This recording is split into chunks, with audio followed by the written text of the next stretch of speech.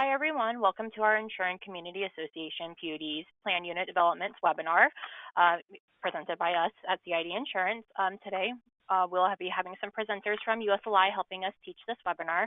I am Michelle, your commercial underwriter here at CID Insurance. We also have Christina, who will be talking about the package side of things for the PUDs, and then Doug will be seeking out the D&O product on the PUDs as well. And Jacob on our team is also our marketing coordinator and will be here helping facilitate the webinar as we go through it. So we're just going to go through a couple webinar logistics. So everybody, if you haven't taken a webinar with us before, you will be muted during the presentation, but we would like to hear your questions. So feel free to put them in the chat and we'll make sure to answer them throughout the webinar or at the end. And even if you have a question after the fact, feel free to shoot me an email or post it in the chat. It will get to me and I will be able to help you with that. And then also we do have a short survey at the end. If you could give us feedback, let us know what type of webinars you're looking for, things like that. That would be great. That really helps us out. All right, and then what we're going to talk about today are the opportunity of writing PUD coverage. So like I said before, plan unit developments. I do want to say that while this presentation does focus primarily on the USLI PUD product, we do have other carriers available. So if there's something on here that's specific to them, doesn't necessarily mean we don't not have another market that we can take this to. So we're going to talk about the different types of associations there are, understanding the different coverages, what's important, what coverages you're looking for, and the fastest and easiest ways to get a quote for you guys. So I'm going to turn it over to Christina, and she's going to go ahead and give you a start on about the package side of PUDs.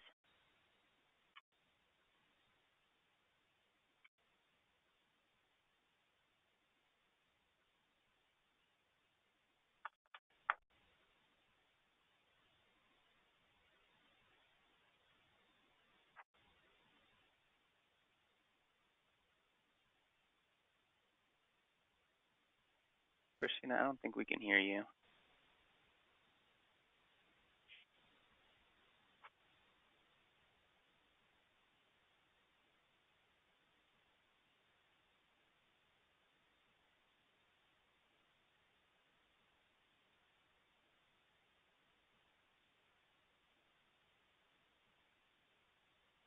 Michelle, you're not able to hear her, right? Yeah, no, I'm not. Sorry, guys. We are currently having some technical difficulties right now. I just, you probably see it on the screen, I messaged Christina to let her know that we can't hear her, so see if she can get her microphone. Probably try calling back in or something. Give us one second. I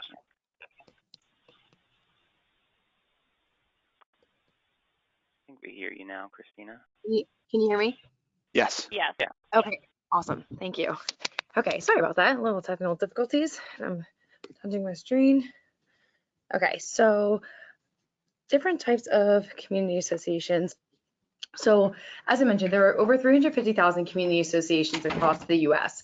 You yourself might live in one, or you may know someone, 1 out of 4 individuals usually live within an association. So there are about 75 million Americans who live within the association governed communities. These are your planned unit developments, which make up about 60%, and condos that make up about 40% of the association. But today, as Michelle mentioned, we are going to look and focus on your planned unit developments. And there are over 55,000 property managers in the US that handle these homeowners and condo associations. That information is a little bit outdated. We did update this. This is effective 2022. Okay, so what type of community associations are there? There are your homeowners associations, which would really be your single family homes, your residential condo associations, which could be like 2 to 3 units, or sorry, 2 to 3 stories, even up to those high rises if you're living in the city. Townhome associations, planned unit developments, property owners associations, and mobile home owners associations. So what we're trying to convey here is that there is just a lot of opportunity within the market, and it just continues to grow. So I'm sure if you drive out of your own neighborhood, you will see associations being popped up left and right. There's so many new builds, there's so much construction going on. So that 355,000 that we mentioned earlier is just continuing to grow. So again, today we're going to focus on the single family homeowners associations or planned unit developments, which are very similar. So these are as you can see, they're individual homes, you own and maintain them. And really what it comes down to is that the individual unit owners are the ones who are responsible for the insurance and maintenance of the exterior building, the ones that are, just maintaining everything inside and outside of the associate or of their homes. So what are the challenges with placing homeowners associations?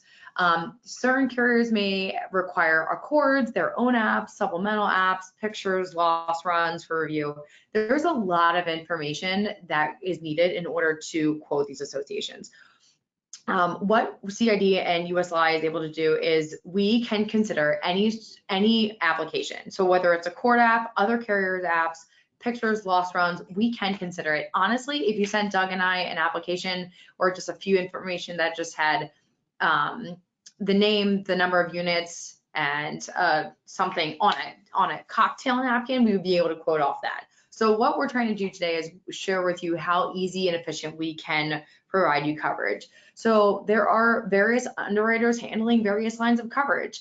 We could be your designated one-person nonprofit underwriter. That way I can package the general liability, the property, the D&O, the crime.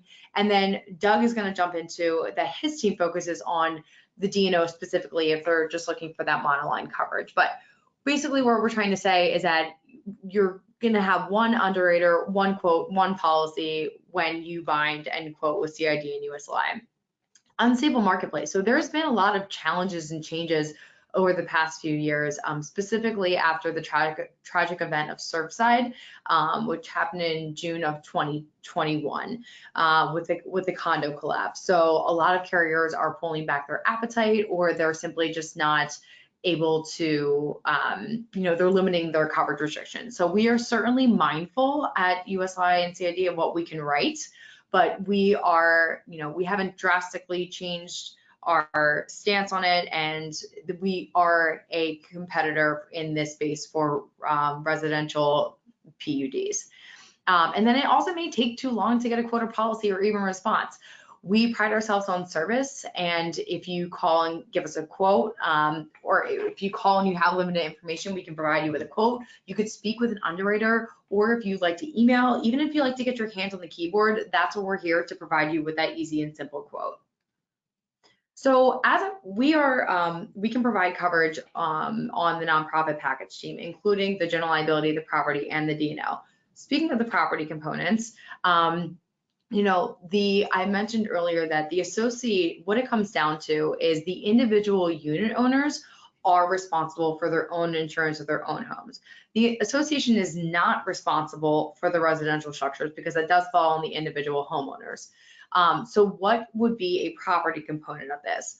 If you yourself live in an association, you may have a clubhouse, a cabana, the mail kiosks, security gates, guardhouses, playgrounds, tennis courts, pools.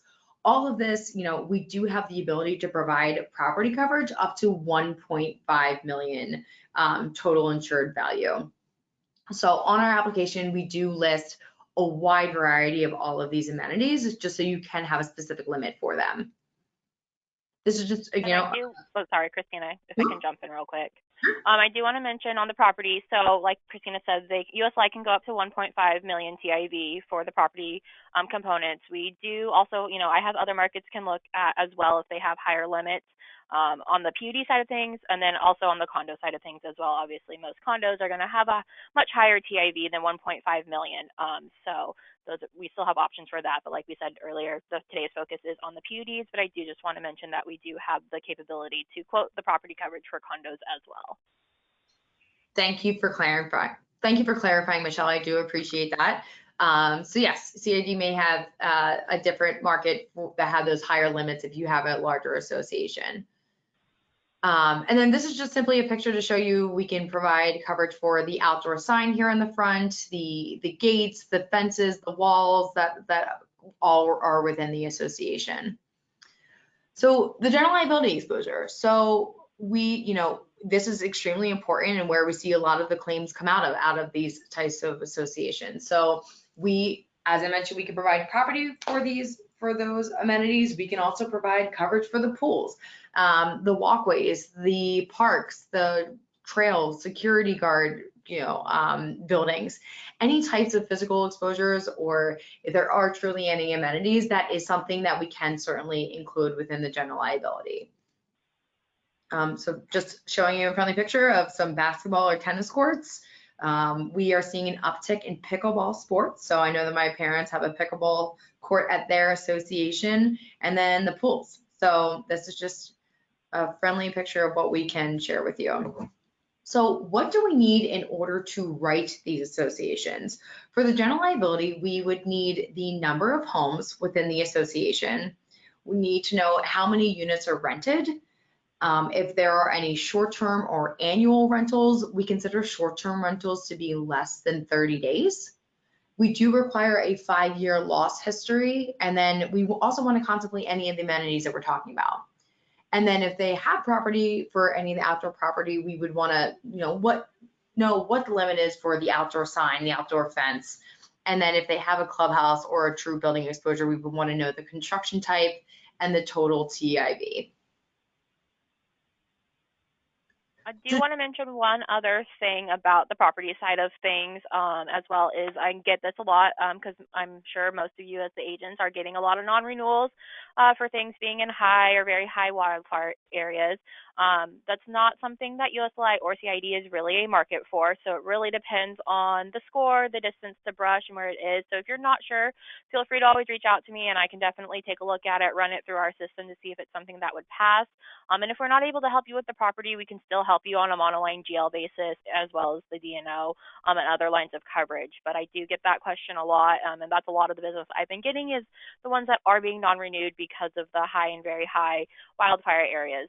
So if you have them, again, like I said, I can take a look at them, but we are not necessarily a market specific for those ones that are in those higher areas, especially depending on how much property coverage you are looking for.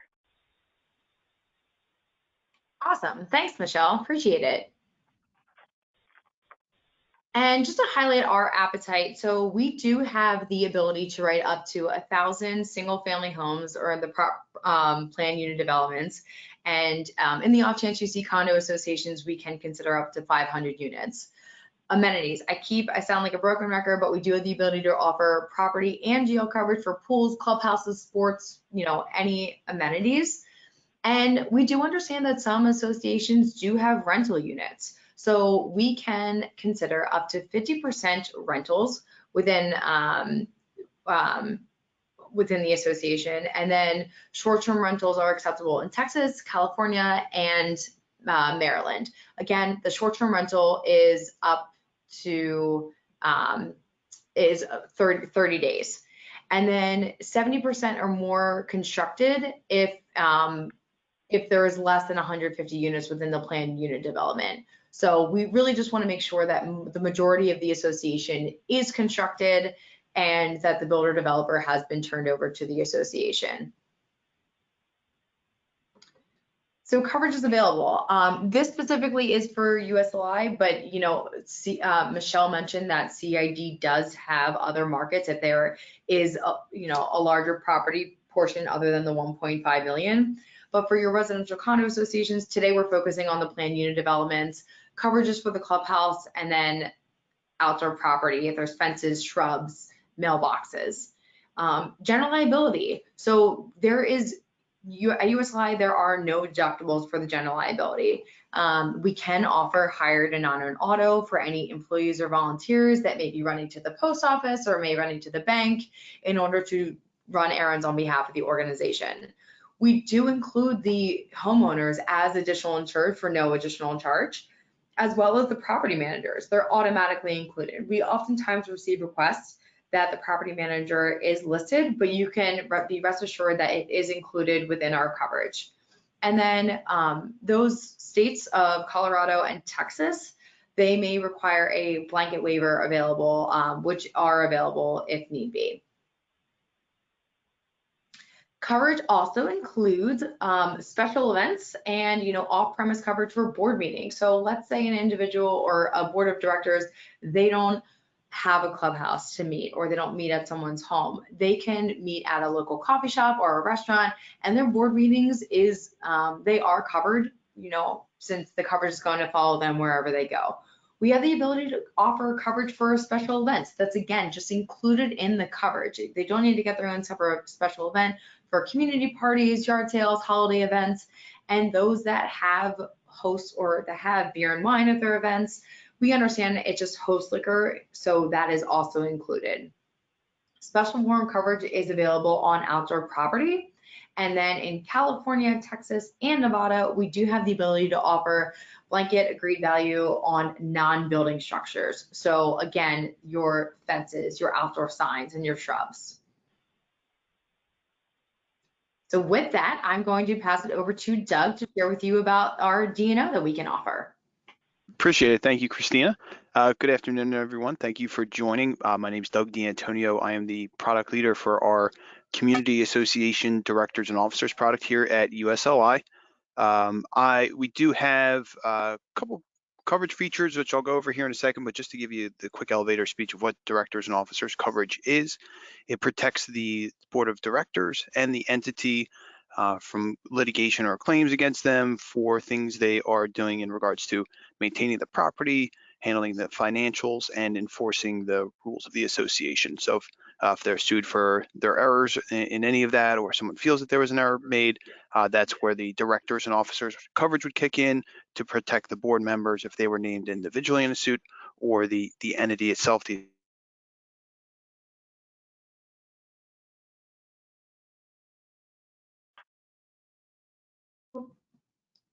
Doug, unfortunately, Michelle and Jacob, can you hear him? Not right now. I think you cut out. But why Can everybody hear me? back in there? Yes, we can now. But I am going to say something about the D&O as well. USLI is my only market for Community Association D&O. Unfortunately, I don't have any other markets for them at this time, so they would be my market. And I do just want to point out a couple of underwriting characteristics on the D&O side of things before Doug jumps back into going over the specifics about the coverages. So like the GL side of things, this D&O falls at 2. So on the D&O, they can go up to 1,000 single-family home units. And then up to 500 condo units. And then the average unit value would need to be $1 million or less, and that is based on the market value of the home. So if you have an association where the average unit value is $2 million, that's unfortunately not something I would have a D&O market for. So like I said, USLI is at this time my only D&O market. So those are the underwriting characteristics that would qualify on that side of things, on if I'm able to take it to them or not.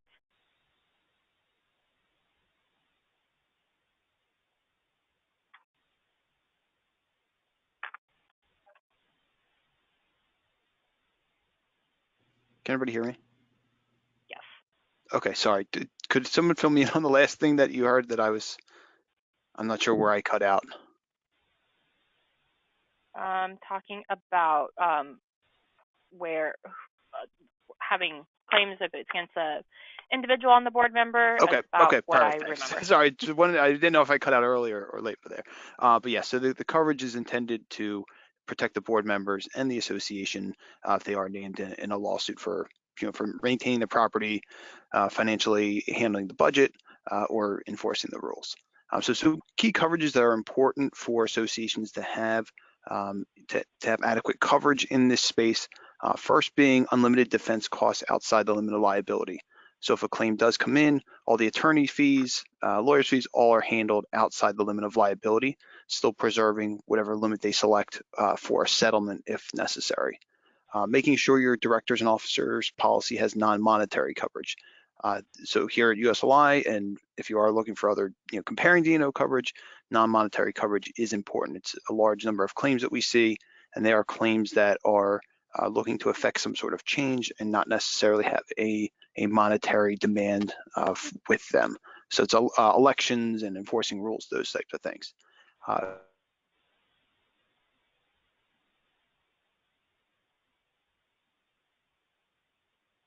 You just cut out again, Doug, Doug. unfortunately, we can't hear you.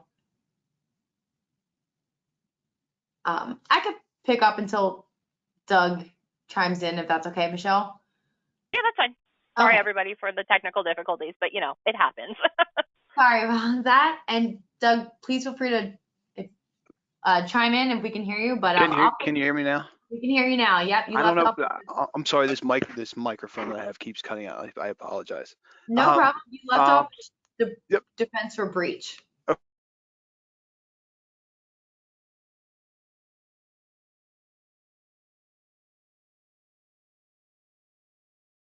You pretty much cut out right away again, Doug.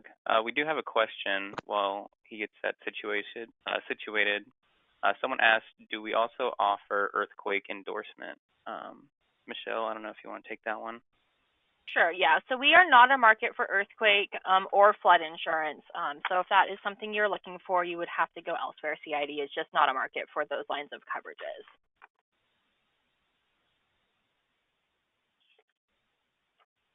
Thanks for your question. And Doug, feel free to chime in. Unfortunately, we weren't able to hear you. But we also, within our D&O coverage, offer defense for breach of contract claims.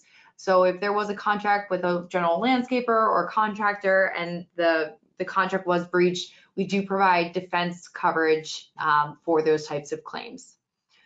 Within our coverage, we do offer the lifetime occurrence reporting provision, which is essentially, peace of mind coverage for any board of directors. So if Jacob, Michelle, Doug, and I were, Can everyone hear me now? We can hear you, Doug. Okay, sorry. I don't know what was going on with my headset, but I called in, so I'm sorry about that. You're good. Pick up with the LORP, Doug, and we're good to go. Okay, all right, perfect. So another key coverage that we offer here at US Li is the lifetime occurrence reporting provision. We call it internally here the LORP. But what that does, it provides lifetime ability for board members to report a claim to USLI if they leave a board and in the future that board does cancel their D&O coverage and a claim comes in and there's no D&O coverage enforced. It does give lifetime ability to report a claim to us here at USLI. So it's a nice peace of mind coverage that comes along with this, for those that are just volunteering in their association to help out. They have lifetime, peace of mind that they can report a claim back to us if necessary. We also have a coverage called the property management extension, which automatically gives additional insured coverage to the property manager for the directors and officers coverage. Property managers are heavily involved with the management of associations when it comes to helping with financials, sending invoices out for dues that are due, or sending out notices for someone that's breaking the rules or something like that. So they're heavily involved, and we do provide them additional insured status as a property manager and helping out run the organizations. Also included is third-party discrimination and harassment coverage.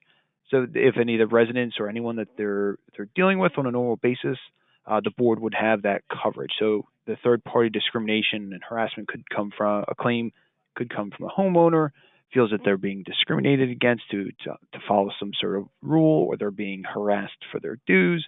We see a ton of different claims, so it's a good thing to have that full third-party coverage that comes along. And also, we do have a sublimit for data and security breach coverages. So if there's a expense involved with a data breach or the identity is stolen of one of the board members, we do have a sublimit of coverage there that keeps them covered. And this is just kind of a quick breakdown of the different types of claims that we see on the directors and officers piece. So you can see a good percentage of claims comes from non-monetary claims. So those are the claims that do not have any sort of monetary demand, but someone's looking to affect some sort of change. You can see breach of contract claims, and other claims the other claims is going to be your monetary type of claims where there is some sort of monetary demand behind it. And just some quick examples here of claims that we see. So non-monetary claims. Non-monetary claims we see a lot from board elections. The association that I live in, it's very hard for them to find board members, let alone challenging and having controversy surrounding elections. But there are boards that it's a very prestigious place to be on that board. And if elections aren't handled properly, we see claims come from them. And architectural review is always a sore spot for associations when it comes to approving additions to homes or fences or pools, all those sorts of things where someone isn't necessarily looking for money from a claim, but just looking to be able to put in a fence or put in a pool, and they just want the ability to do that and change the rules or argue if a plan for one of those is denied. And breach of contract claims. So this is where we're going to provide defense only, but contracts with vendors. So if they have to cancel a contract or something like that, and the vendor sues the association, we provide defense costs coverage there. And also, if there's any accusation of breaking the bylaws, that is considered a contract in some jurisdictions. So that would be where we'd also pick up claims as well. And discrimination, harassment. We talked a little bit about third-party discrimination, harassment claims, but internally, the board, if there's any inner fighting of the board and there's discrimination or harassment claims, those are covered through the policy as well, through the employment practices piece that's built into the policy.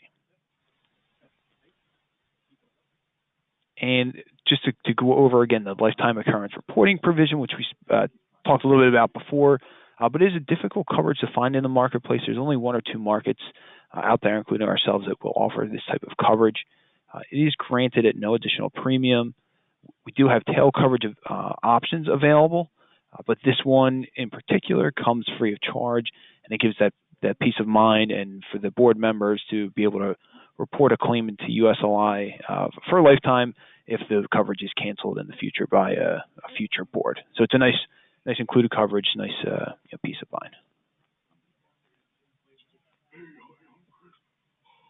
Alrighty, thanks, Doug. Sure. So I mentioned very briefly earlier that we at CID and USLI really pride ourselves on our service, and we want to make it quick and easy for you to obtain a quote.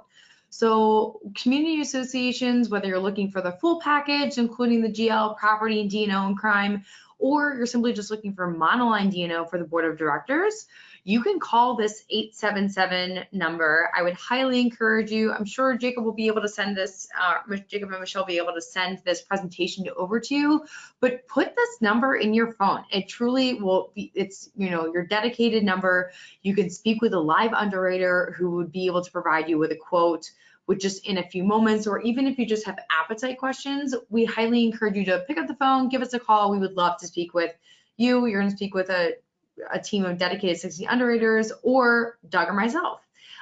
If you prefer to put your hands on the keyboard, you can quote online. We do have web chat features to include instant message to your underwriters to really answer those questions or see if you're able to quote.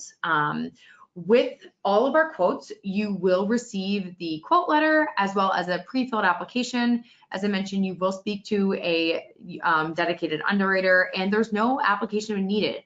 Honestly, we need very limited information in order to make this quick and easy and for you to obtain a quote. I do want to say that we do definitely recommend, if you're going to do the instant quote option, whether it's the phone or the web quote, we do recommend the phone quote just because, like Christina said, you are speaking to a live underwriter. A lot of times when we get web quotes in, they're either declined because a question was answered incorrectly or the wrong class code or something was selected, so it comes through on our end as a decline. Generally, I can review it and see where your mistake might have been, and I'll reach out to you and ask you, some questions and see if we can get at a quote with them. And again, if USI is not able to help, especially if you give a phone call, they will actually call us while you're on the line with them to let us know that you're on the back end and to see if we have another option for you. So like I said, if you want to, and you can still send in a submission directly to me as well.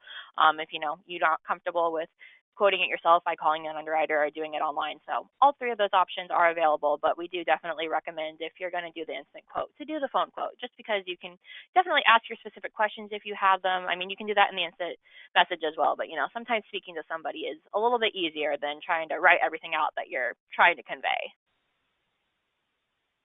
I could not have said that better myself, Michelle, so thank you very much. And then friendly reminder of what you need to quote. If you're looking for general liability, we simply just need to know the number of homes for single family or the planned unit developments. So the total number of homes, any amenities that they may have. If they're looking for property, we would want to know the values of the outdoor property, and then just let us know. We're looking for $10,000 for a fence or $100,000 for a clubhouse. And similarly, if you're looking for D&O, we would want to know the number of homes, units or lots, and then the number of employees.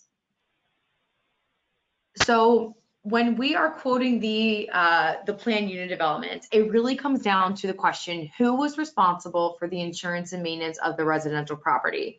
So when you're quoting the single family plan unit developments, you want to say that the individual homeowners are responsible, because if you answer the association, this would rate for it as a residential condo association, which is something that we can consider, but it really does impact the pricing. Excuse me. And then we do, where do you find that if you're not quite sure?